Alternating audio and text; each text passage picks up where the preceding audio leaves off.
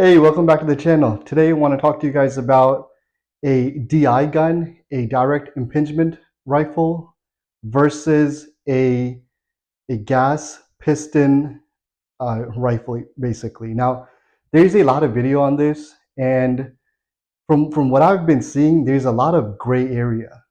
So today I will tackle this subject and kind of tell you what each are good for, what each are not good for, and what I would ultimately recommend for your situation. Now, first, let's get into it. So, when it comes to these things, it's usually a AK style rifle versus a AR style rifle. Wait, these are not rifles. I think the wood and the color got me a little confused. I think that's not what I'm looking for. I think I'm looking for this. Okay, I apologize about that. So this is what I'm looking for. So this is an AR, AK aim style rifle, and this is a AR style rifle, right? Now, this usually, not all the time, but usually an AR is made with a gas impingement system. Now, what does that exactly mean, right? That could be a confusing topic. What I'm gonna simplify it and make it very easy for you guys. Basically, when the bullet is shot, it's going through the barrel.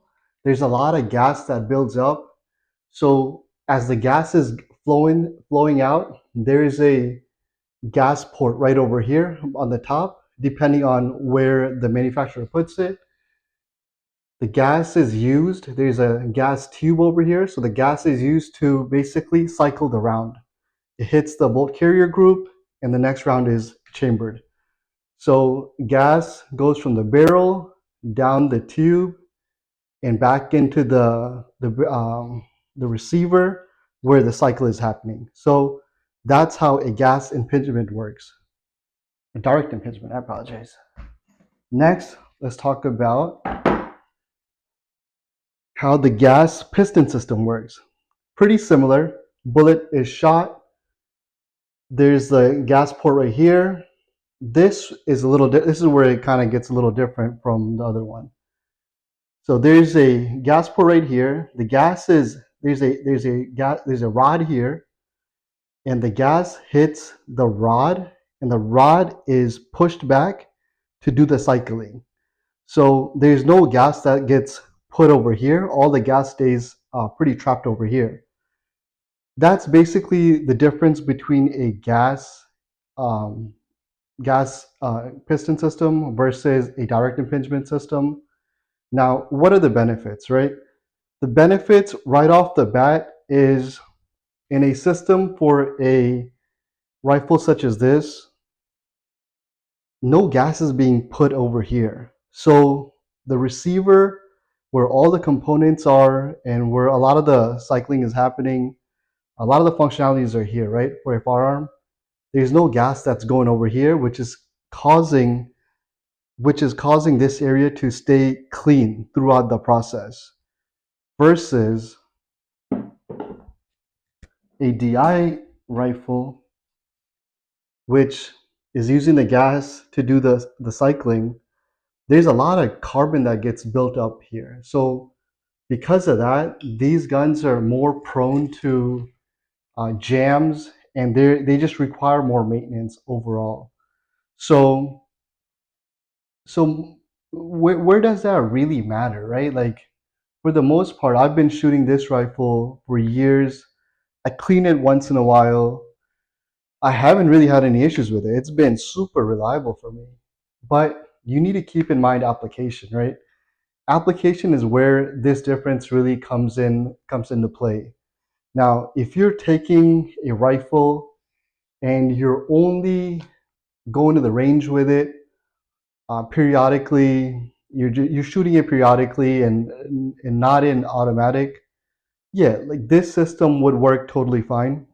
But if you're in an environment where you need to do automatic fire, or the terrain is a little bit more um, I would say dusty or muddy, whatever you may have it, that's when this guy can get a little bit more problematic. But overall, a direct impingement gun, from my experience, is pretty reliable.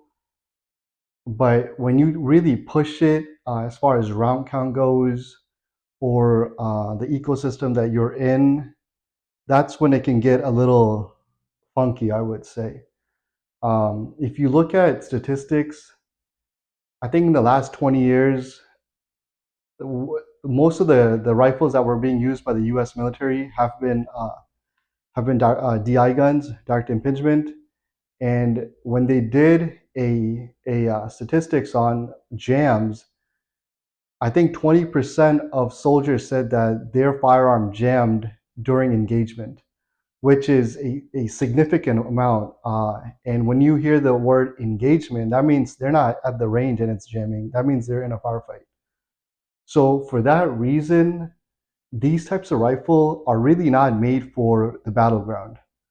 Now, I know there's gonna be a lot of folks saying, "Oh no, they'll do just fine" and whatnot. And you may be right. This is my opinion, and from what I've seen.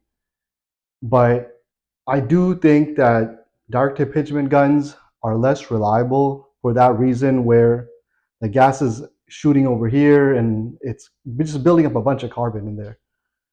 It is a little bit less reliable. Now, what are the benefits of this, right? What are the benefits of this? One of the main benefits is it's a little bit lighter. It's a little bit lighter than a piston rifle, and it's also easier to manufacture. There's less parts involved. So because of that, these guns are a little bit easier to create and also use because they're a little bit lighter. So that basically kind of talks about the direct impingement guns versus piston guns. Let's talk about piston driven guns. Now there's long stroke piston, short stroke pistons. That's another can of worms. But for an AK, a piston system, these guns, all the gas is staying up in the front. So all the actions that's happening here for cycling and whatnot, it's fairly clean. Carbon's not building up. So this firearm is able to cycle and function a lot cleaner than a DI gun. And for that reason, these types of firearms are amazing in the battlefield. You'll hear stories about AKs never jamming. You can put them through anything and nothing will happen. Now, most of it is true, but they do jam, right? It's like anything else. If you do enough to it, they will jam. If you feed a dud round in it or whatnot, it won't work, right? But overall, these things are much more reliable. And for that reason, these firearms make a fantastic battlefield choice. They are a little bit heavier, especially up front because of those added parts, the rods and whatever. But I will say this: if you're in a battle or a firefight, these are the types of firearms that you want to be using compared to those, because the statistics kind of shows where the issues lie, right? If 20% of individuals using a certain tool is saying that it's jamming up while you're using it in a pivotal moment, then that's not really good. These, on the other hand, will cycle and be much more reliable. So battlefield, piston guns, I think, win all day. And for that reason, the US military, as of right now, is shifting from DI rifles to piston rifles. Now that's the SIG Spear. That's the new one that they're going to be using. They're slowly introducing that and kind of sunsetting some of the older rifles that they have. And then if you look at special forces, they've been using piston guns for over decades now. If you look at the HK 416, that's a piston rifle. well, I guess the short bullet. So piston, yeah, piston firearm, and there's tons of other more that are piston. So for that reason, battlefield choice I think should be a piston style rifle. Now let's talk about civilian usage. Civilian usage for home defense, range, hunting, whatever whatever is the scenario. I think it's totally fine using a DI gun because you have more time to clean it. You're not going to be shooting it most likely not in automatic. So it will be a smoother, and it will just take more time for the gun to build up. So for that reason, I think a DI rifle is just fine for that circumstance. So long story short, battlefield choice I think should be a piston rifle, and then civilian choice I think can be either one, right? You can do just fine with either one. I'll give you guys a nice look at these firearms one last time. Again, piston system,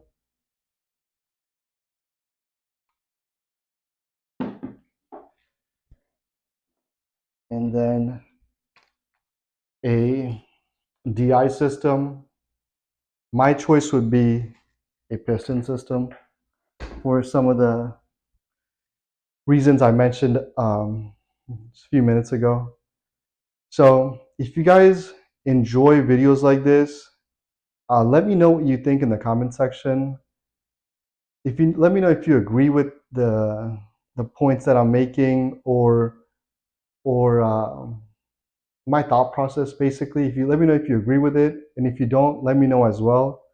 But till next time, I appreciate you guys watching some of these videos, and I truly enjoy making them. I'll be making more of them pretty soon, so I'll see you guys next time.